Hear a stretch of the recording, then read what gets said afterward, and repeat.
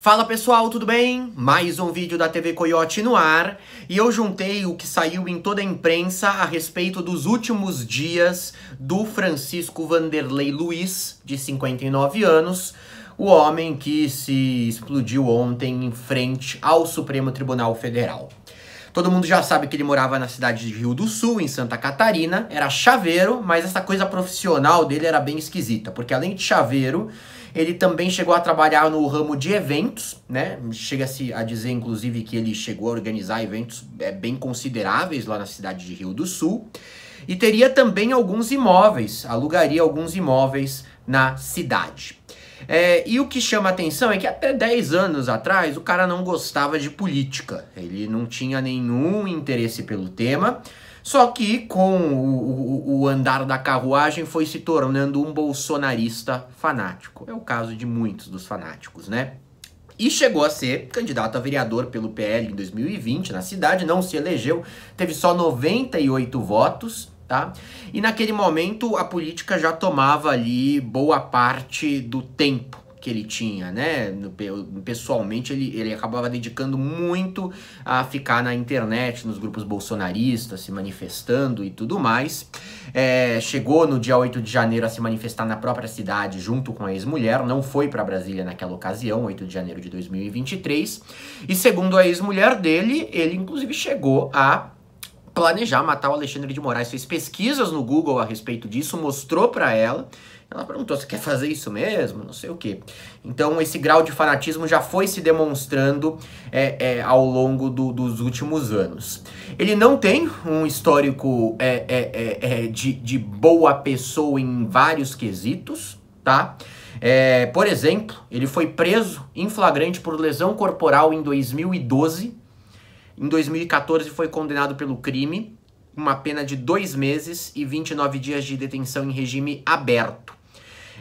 Não se tem muita ideia sobre de que forma se deu esse flagrante de lesão corporal, né? Contra quem foi e tudo mais, né? Certamente não devia ter a ver com política, foi na época em que ele ainda não tinha esse interesse. E de acordo com o Ministério Público de Santa Catarina, no dia 20 de junho de 2021, ele foi autuado pela polícia por promover entretenimento em um estabelecimento comercial e ignorar medidas de enfrentamento à pandemia da Covid. Promoveu uma aglomeração que juntou cerca de 80 pessoas naquele momento, em 20 de junho de 2021. A cidade de Rio do Sul tinha o seu hospital sem leitos disponíveis, né? Então teve lá um histórico de também poder levar à morte de outras pessoas, ok?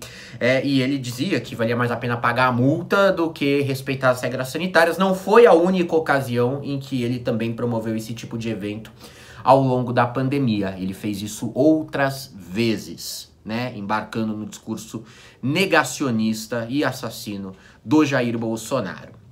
Bom, na esteira ali ainda da atuação no ramo de eventos, evidentemente, a gente não tem ainda noção de quando que ele saiu desse ramo. E aí começa a mudança na vida dele, além do interesse na política. Começa uma mudança que para cada pessoa ele contou de um jeito. Ano passado ele se divorcia. Não sabemos em que mês ele se divorciou. Só sabemos que foi ano passado. Não foi divulgado isso, a mulher não se manifestou publicamente. Nem ninguém com relação à data. E aí ele vai morar em Brasília por 4 meses. Especificamente em Ceilândia, uma cidade satélite a 30 quilômetros do centro da capital.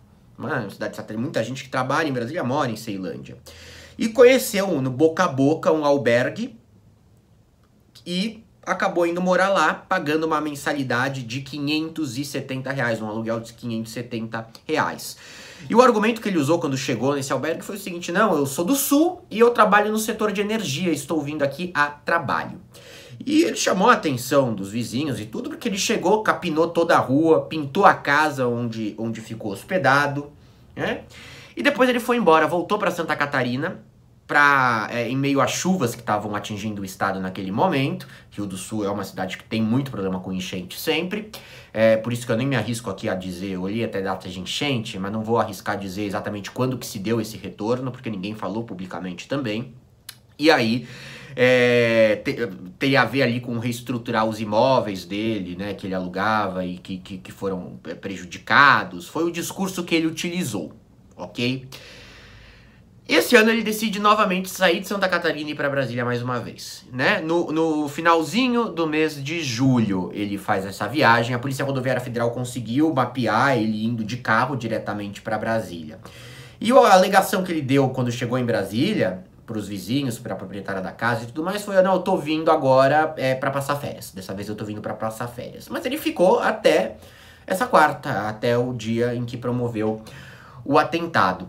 A versão de férias, ela não foi para quem estava em Brasília. Porque, por exemplo, ele tem 2 filhos. Um deles é adotivo. E esse filho adotivo, o Guilherme Antônio, disse em uma entrevista ao portal Metrópolis que o pai tinha se afastado já há alguns meses da família devido a problemas pessoais e emocionais, em especial com relação à ex-mulher. Então ele estaria instável e teria feito essa viagem meio que pra deixar tudo pra trás, sem dar muito feedback do que estava fazendo exatamente. Mas falou: não, eu vou embora um tempo, vou viajar pro Chile de carro, vou parar por Brasília, vou passar por vários lugares, fazer aí, digamos, uma chamada road trip. Bom, né, fica cafona falar aí com esse termo, mas... De qualquer forma, gente, ele também fala uma coisa parecida para a irmã dele. Disse que estava saindo a passeio e mandou mensagens para ela dizendo: tô no Chile. Agora eu tô em Minas Gerais, agora eu tô em Brasília. O que era mentira, porque do dia 26 de julho até agora, ele tinha ficado permanentemente em Brasília. O carro dele foi pego em câmeras de monitoramento ao longo de todo esse período, quase que de forma diária, principalmente mesmo ali na região de Ceilândia, tá? E até aqui o que a gente tem é um retrato de uma pessoa que estava com um problema familiar, que estava mentindo para os familiares e que tem um histórico de má pessoa, né? Promovendo evento na pandemia, prisão por agressão e também todos os planos maquiavélicos de matar um ministro do Supremo Tribunal Federal. Mas o que ele transmitiu em Brasília para os seus vizinhos, para as pessoas que conviveram com ele quando ele morou lá por 4 meses no ano passado e quando morou agora esse ano, entre o final de julho e o dia do atentado, é completamente diferente. Aqui, gente, ele sai como o bom moço. Saiu assim para todo mundo. Os vizinhos classificavam ele como simpático, prestativo e conversador.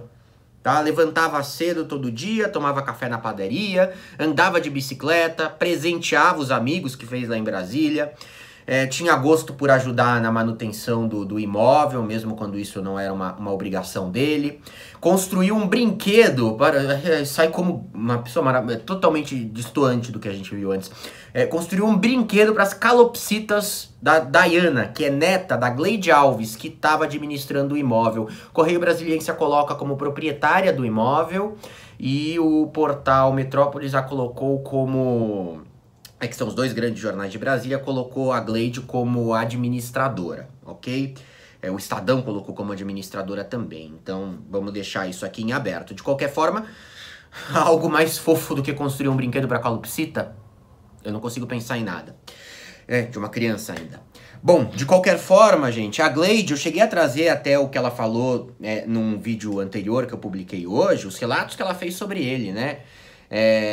Ela falou, olha, vou até ler. Ele tinha boas amizades, sabe? Era uma pessoa ótima, alegre, sorridente, prestativa. Nunca falava nada de política, porque sabia que eu não gostava. Comentava sobre a família, os amigos, os pais, mas nunca dava sinais de algo assim. E disse que ajudava sempre os vizinhos sem esperar nada em troca. Olha, minha máquina estragou. Ele foi lá, arrumou e deixou arrumadinha. Quando eu perguntei quanto era, ele falou: não é nada, minha querida. E ela relata também, ó, disse que quando ele ficou a primeira vez lá, fez essa arrumação toda na rua, capinou a rua e tudo mais, nesse retorno ele disse: olha, voltou do mesmo jeitinho, solícito, prestativo, se comunicava muito bem, não falava de política não, falava dos passarinhos, das minhas plantas, gostava de saber as coisas da Bíblia, pagava o aluguel certinho, às vezes até adiantado, me ajudou a plantar essa cebolinha. Ela apontou lá pro repórter mostrando a cebolinha, esse repórter do Estadão nesse caso. E ele tinha uma vida social enquanto estava morando em Brasília, né? Como eu falei, ia na padaria todo dia de manhã, mas também ia no bar direto. Ia no bar do Arroz, na esquina de onde ficava a sua casa, e era chamado lá de capixaba. E pedia sempre 3 garrafas de cerveja, batia um papo com os colegas e voltava para casa. Isso até mês passado, porque o comportamento dele começou a gerar mais suspeitas ao longo deste mês de novembro, tá? O mês começou no dia 1º de novembro, ele para de fumar, ele avisa as pessoas que estava parando de fumar no dia 1º de novembro, aparece com alguns tijolos e fala que tinha comprado eles para poder fabricar alguns souvenirs e vender em Brasília. E disse que tinha algum projeto com esses negócios, com esses tijolos e tudo mais, quando na verdade já se sabe agora que ele utilizou eles para fazer uma bomba caseira, né? Que a gente já sabe muito bem de que forma ele utilizou. E começou a aumentar a frequência de postagens nas redes sociais também ao longo dos últimos meses, e agora mais em novembro, né? Ele chegou a publicar em agosto até no Facebook dele, né? No WhatsApp, na verdade, deixaram a raposa entrar no galinheiro. E uma selfie dele no STF, que tá com uma cara de não ser uma selfie verdadeira. Isso tá sendo averiguado pelo próprio Supremo, se ele realmente entrou lá naquele dia, ou se ele fez na verdade, ele fez uma montagem, tá legal? E na noite da última terça-feira, ou seja, na véspera do atentado, na véspera mesmo, ele pediu pro dono do Bar do Arroz pra grafar com giz a parede que era voltada pra rua. E escreveu o seguinte: o Tio França, o nome que ele usou para concorrer nas urnas em 2020, né, o apelido dele que ele usou para concorrer nas eleições de 2020. E aí, logo depois que ele grafou o nome dele, ele fez um comentário que os colegas acharam enigmático, misterioso. Ok? Ele falou o seguinte: quando você ouvir essa música vai se lembrar de mim. E começou a cantar a música Descida, da dupla Milionário e José Rico, né? Decida se vai embora ou fica comigo, se vai me respeitar como marido, pois desse jeito não estou aguentando.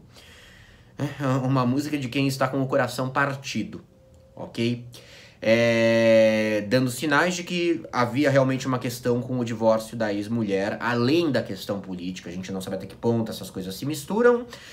O filho, como eu coloquei, já tinha dito que havia ali problemas familiares que o fizeram sair da cidade de Rio do Sul da última vez. E muito associados ao divórcio. E isso bate com o relato de um outro amigo inusitado dele. Um amigo muito inusitado, que é o deputado federal Jorge Goetten, do Republicanos de Santa Catarina. Mais cedo eu publiquei um vídeo dele falando sobre o homem, né, falando sobre o Francisco Vanderlei. O Jorge passou o dia dando entrevista em todo lugar, repetindo a mesma coisa, né? Contando que é da cidade de Rio do Sul, que tinha uma relação com ele, que ele foi se interessando por política, tinha uma relação com a família. Ele foi de uma cidade de 70 mil habitantes, então existe uma probabilidade grande das pessoas se conhecerem, né? E que falou: ele é um cara muito bem sucedido no ramo de eventos lá. Ele sempre foi uma pessoa muito boa, muito bem vista, né? Muito alegre, comentários positivos. E falou: ele vinha me visitar às vezes. Como ele estava morando em Brasília, ele já me visitou no gabinete. Mas ano passado, quando ele veio me visitar, eu notei que ele estava esquisito, né? Foi na outra viagem que ele veio pra cá. Enquanto com os vizinhos ele estava bem, esse pessoal já estava achando ele esquisito. Esse deputado já estava achando ele esquisito. Que não é só o deputado, os assessores também. Ele falou o seguinte: olha, estava emocionalmente abalado, falou muito sobre a separação da esposa, me pareceu abalado emocionalmente, com a saúde mental abalada. Foi isso que eu senti. Foi o que disse o deputado. E falou que ele apareceu de novo em agosto desse ano no gabinete, mas os dois acabaram não se encontrando. Bom, e agora, nesse mês de novembro, como eu falei, ele faz esse recado na parede do bar. A Gleide também, administradora ou proprietária, não sabemos, do imóvel, ela falou: de repente ele parou de conversar com a gente alguns dias atrás. Parou de conversar.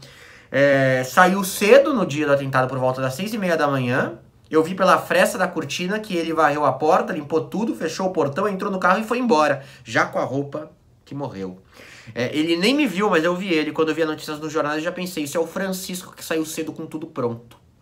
Ela estranhou a postura dele naquele momento, e ela relatou também que nessa última semana ele chegou a colocar uma cortina preta na janela, não dava pra ver nada que acontecia dentro, e ela suspeitava que ele estava fazendo alguma coisa escondido lá dentro, né? A gente sabe que ele estava talvez já montando os artefatos.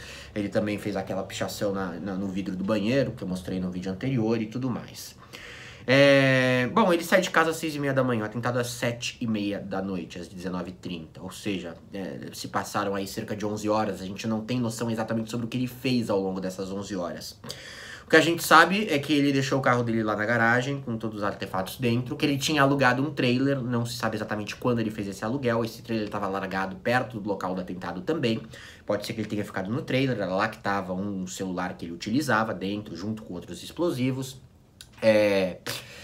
E ele chegou a entrar no anexo 4 da Câmara dos Deputados durante a tarde para ir no banheiro.